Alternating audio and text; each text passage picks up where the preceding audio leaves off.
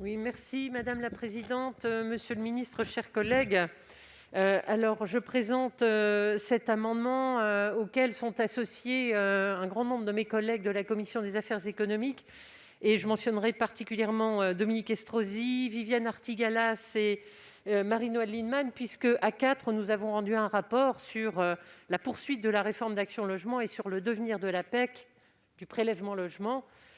Évidemment, cet amendement, il en découle, puisque, en fait, l'idée des conclusions de ce rapport, c'est au moment où nous allons entamer justement la discussion, le dialogue avec les partenaires sociaux, entre les partenaires sociaux et l'État, il nous paraît prématuré d'envisager, à l'occasion de ce projet de loi de finances 2021, deux ponctions, une de 300 millions et une d'1 milliard qui concernent cet amendement pour abonder le FNAL, quand on sait que c'est exactement le montant, ou à peu de choses près, le montant annuel de prélèvement de la PEC.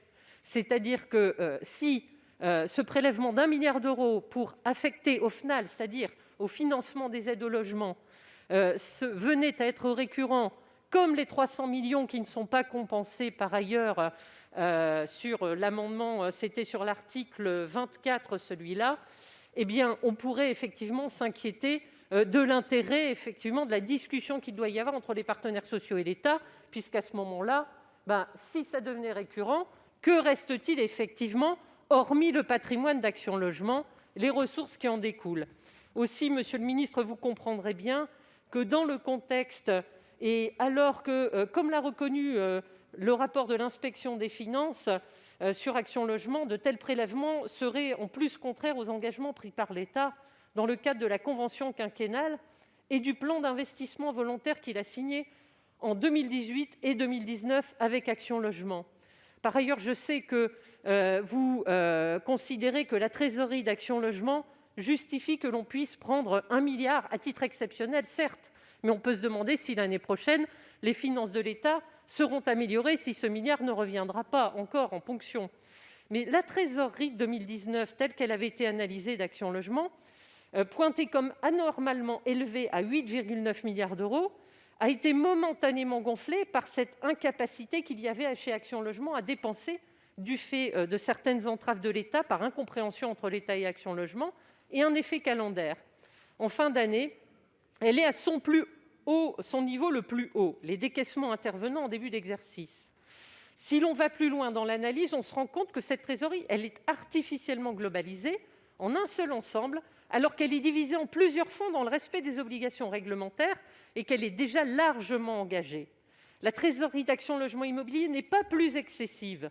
Au contraire, alors qu'elle est affichée à 2,4 milliards d'euros, la situation nette de trésorerie hors actifs réalisables et passifs exigibles ne représente que 1,1 mois de loyer, 453 millions d'euros, là où il serait préconisé par la Fédération des ESH de disposer d'1,4 milliard d'euros. Bref, vous l'avez compris, monsieur le ministre, tout cela n'est pas justifié.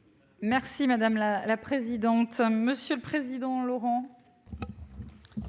Bien, merci. Je vais être bref puisque c'est un amendement qui va dans le sens de ce que vient de défendre Valérie Létard, donc pour supprimer ce prélèvement qui effectivement s'ajoute aux 300 millions déjà prévus en première partie. Donc c'est un nouveau prélèvement sur les ressources du 1% logement dans un moment où cette décision serait effectivement particulièrement inacceptable. Alors, ça n'est pas nouveau, parce qu'au fur et à mesure du désengagement de l'État, on a déjà assisté à ce type de prélèvement sur les aides au logement, sur les aides à la pierre, mais nous sommes en plus dans une situation, on en a beaucoup parlé, une situation extrêmement inquiétante en matière de logement, en matière de construction, en matière de financement du logement social.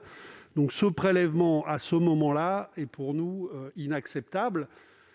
Monsieur le ministre, le gouvernement dit « nous avons entendu l'appel des maires », par exemple, alors qu'on sait que, évidemment, c'est un enjeu qui les concerne au premier chef. Donc pour toutes ces raisons, nous sommes évidemment opposés à ce prélèvement et nous demandons, avec d'autres collègues, la suppression de cet article. Merci. Amendement 813 rectifié bis. Parfait, merci. L'amendement 1187. Madame Briquet ? Défendu. 1287 rectifié bis, Monsieur Dallier. Merci madame la présidente. Monsieur le ministre, mes chers collègues, il y a à cet instant deux certitudes. Le Sénat va supprimer cet article. La seconde certitude, c'est que l'Assemblée nationale le rétablira. Et puis après, il y a la grande question. Qu'est-ce que le gouvernement veut faire de la PEC et d'Action Logement ? Et nous en sommes toujours là, monsieur le ministre. Les inquiétudes sont grandes. Valérie Létard a évoqué le rapport de l'IGF qui se termine sur une hypothèse qui pourrait être celle du démantèlement complet. On budgétise la PEC, et alors là, le gouvernement pourra en faire ce qu'il veut. Et puis le patrimoine, écoutez, il peut être dévolu à d'autres. Ça, c'est une hypothèse. Cette hypothèse, à mon avis, elle ne sort pas de nulle part. Elle est dans la tête de certains, peut-être au plus haut sommet de l'État. Alors le moment n'est certainement pas venu. Les choses vont être repoussées, manifestement. Mais la question centrale, c'est bien celle-là. Or, je ne vois pas comment le Sénat pourrait ne pas marquer le coup en rejetant cet article, parce que les inquiétudes sont immenses. Certes, il y a, et les partenaires sociaux le disent, on peut effectivement améliorer la gestion de la PEC et l'utilisation des fonds. Mais monsieur le ministre, la grande question est de savoir ce que votre gouvernement entend encore consacrer à la construction. Parce que là, vous prenez de l'argent qui devait aller à la construction pour faire financer les aides personnelles au logement, et l'État en profite au passage pour diminuer sa contribution. Bien, cet argent-là, il manquera à la construction dans le pays. Les bailleurs sociaux sont en difficulté pour certains, et certainement que la crise va aggraver les difficultés de certains, des difficultés pour financer les nouveaux logements. Là, vous touchez à Action Logement et à la PEC, tout cela aura des conséquences. Et nous ne comprenons pas que dans la crise où nous sommes aujourd'hui, avec les incertitudes sur le logement, ou plutôt la certitude que les chiffres seront mauvais en 2020 et mauvais en 2021 concernant le logement social, nous ne comprenons pas que vous continuez à ne rien dire, en fait.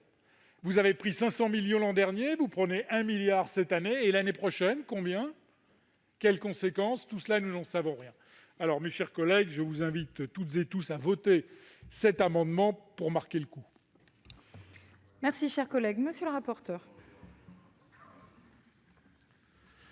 Alors, je rappelle que le Sénat s'est déjà opposé, sur la proposition d'ailleurs de la commission des finances et d'un certain nombre d'autres sénateurs, à la suppression à l'article 24 de la compensation à Action Logement des conséquences de la loi Pacte.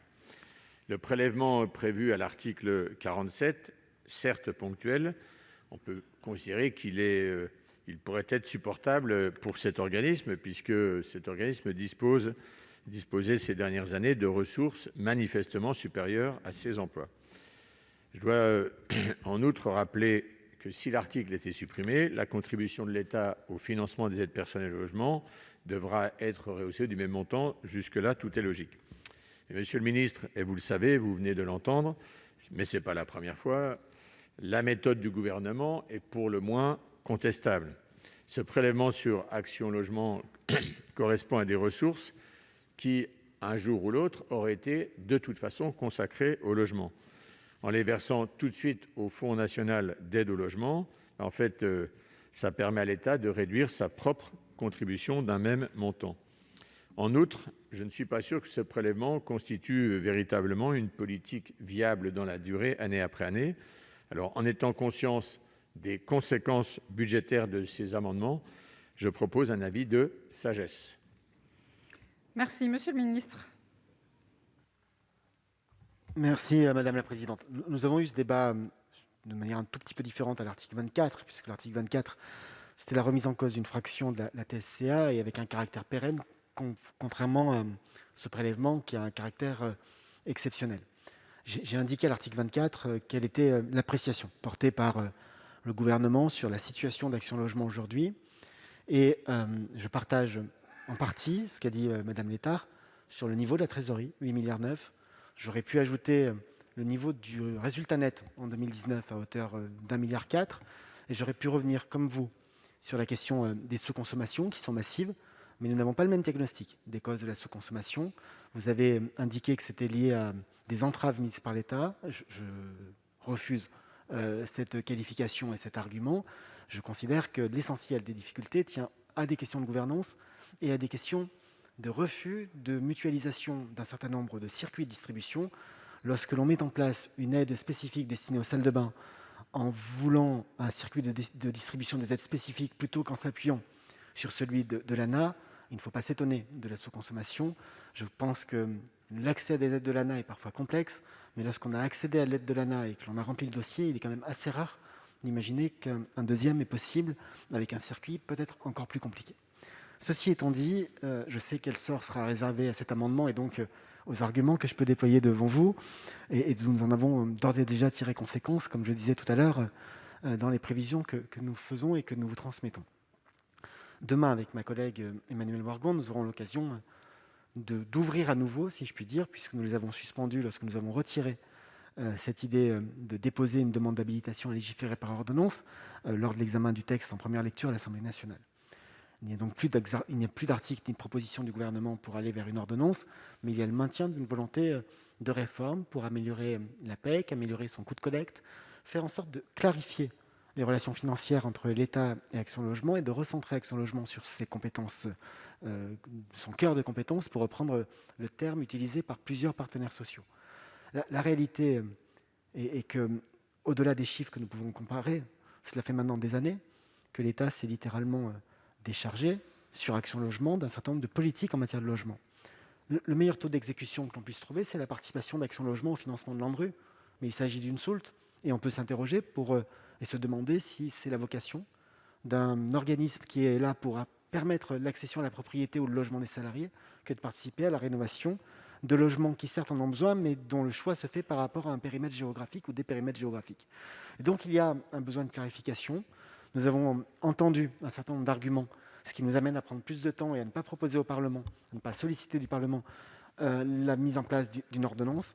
Nous aurons à continuer cette discussion avec les partenaires sociaux. Dans l'attente, nous considérons que ce prélèvement exceptionnel d'1 milliard d'euros est tout à fait soutenable pour Action Logement, et donc vous ne serez pas surpris que l'avis du gouvernement soit défavorable à ces amendements de suppression. Merci Madame Létard pour explication de vote.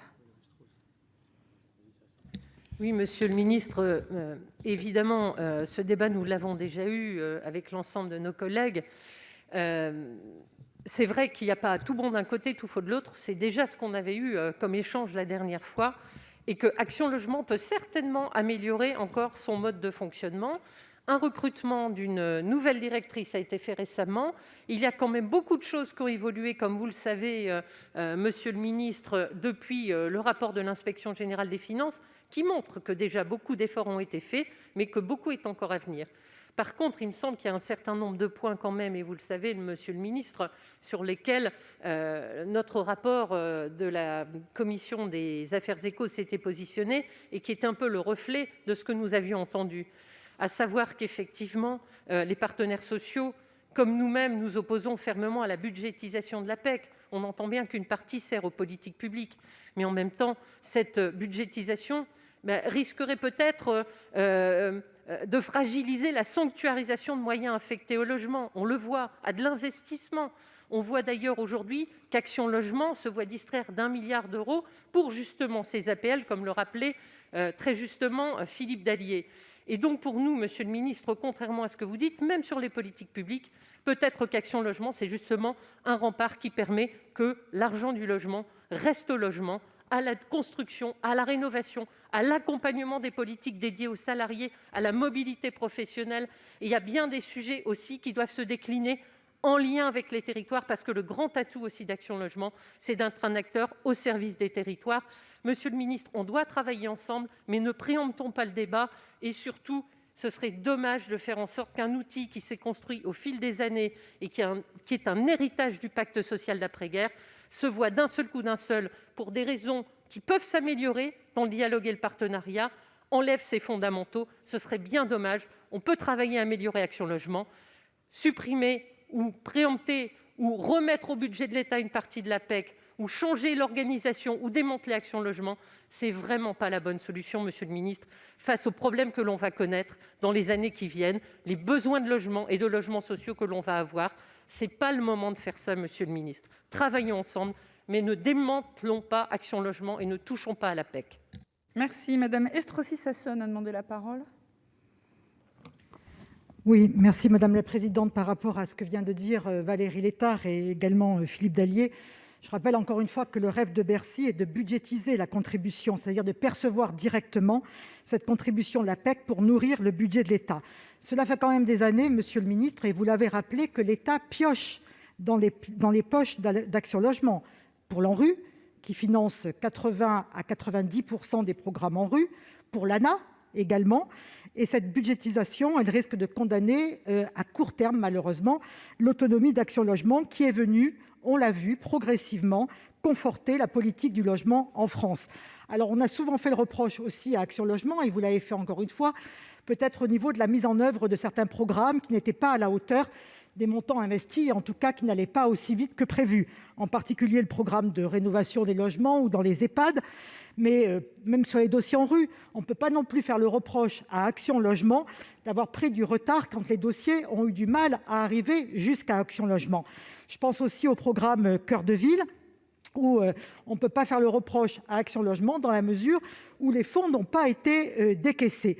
Le temps du budget de l'entreprise n'est pas le temps de la gestion publique, et je pense, comme l'a dit Valérie Létard, et en vous appuyant sur le rapport que nous avons fait et cette mission flash qui se transforme en groupe et en mission de suivi pour justement accompagner cette concertation, eh bien que vous entendrez un certain nombre de remarques que nous avons faites et qu'il nous faut continuer à être aux côtés d'Action Logement qui apporte une contribution extrêmement importante et sérieuse dans le cadre de la politique du logement en France.